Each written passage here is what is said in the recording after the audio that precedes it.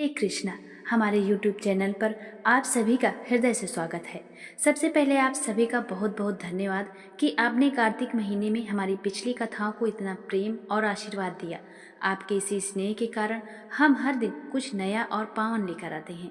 आज से हमारे चैनल पर प्रतिदिन आप सुन पाएंगे मार्गशीर्ष माह का महात्म्य। यह पावन महीना स्वयं भगवान श्री कृष्ण को समर्पित माना गया है। श्री कृष्ण ने गीता में स्वयं कहा है, मासा नाम मार्गशीर्षोहम, अर्थात मैं मासों में मार्गशीर्ष हूँ।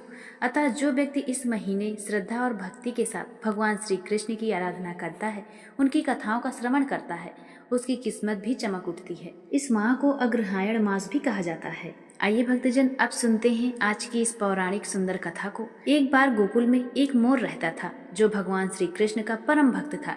उसने सोचा कि यदि वह श्री कृष्ण के द्वार पर बैठकर निरंतर उनका नाम जपेगा तो प्रभु अवश्य प्रसन्न होंगे।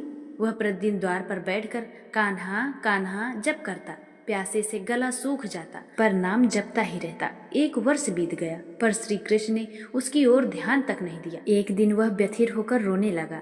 तभी वहां से एक मैना गुजरी। उसने रोते मोर से पूछा, भाई तुम तो कृष्ण के द्वार पर बैठे हो, फिर भी क्यों रो रहे हो? मोर ने कहा, बहन मैं 1 साल से कृष्ण का नाम जप रहा हूँ पर उन्होंने मुझे देखा तक नहीं, पानी तक नहीं दिया। मैना बोली, तुम मेरे साथ बरसाने चलो, राधा रानी बहुत दयालु हैं, वे तुम्हारी सहायता अवश्य करेंगे। मोर तैयार हो गया और दोनों बरसाने पहुंचे। वहां पहुंचकर भी मोर ने कृष्ण का नाम जपना शुरू किया, हरे कृष्ण। राधा रानी ने जब यह मधुर नाम सुना तो दौड़कर बाहर आई और प्रेम पूर्वक मोर को गले लगा लिया। उन्होंने पूछा, मोर तुम कौन हो और कृष्ण का नाम क्यों जप रहे हो? मोर ने अपनी सारी कथा सुनाई और कहा, राधे रानी मैं 1 वर्ष से कृष्ण का नाम जप रहा हूँ पर उन्होंने मेरी सुध नहीं ली। यह सुनकर राधा रानी मुस्कुराई और बोली, मोर अब तुम फिर से कृष्ण के द्वार पर जाओ, पर इस बार कृष्ण कृष्ण नहीं राधे राधे का नाम जपो।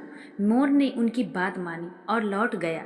द्वार पर जाकर उसने राधे राधे कहना शुरू किया और जैसे ही उसके मुख से राधे निकला, श्री कृष्ण नंगे पांव दौड़े चले आए। उन्होंने मोर को गले लगाते हुए कहा, मोर तू धन्य है, तूने राधा का नाम लिया इसलिए मैं स्वयं आ गया।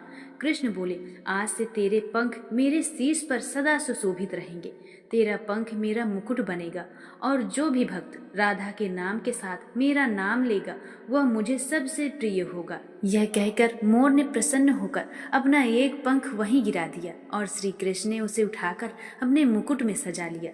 तभी से कान्हा जी के सिर पर मोर पंख सदा सुशोभित रहता है। यह कथा बताती है कि श्री कृष्ण और राधा नाम एक दूसरे के बिना अधूरे हैं। तो यह थी आज की कथा। कल से शुरू होगी मार्गशीर्ष माह महात्म्य की दिव्य कथाएं। यदि आपको यह कथा पसंद आई हो तो इस वीडियो को प्रेम पूर्वक लाइक करें, कमेंट में राधे राधे अवश्य लिखकर प्रणाम करें और चैनल को सब्सक्राइब करें ताकि जब अगला अध्याय आए तो आप उसे सबसे पहले सुन सकें। जय श्री कृष्णा, राधे राधे।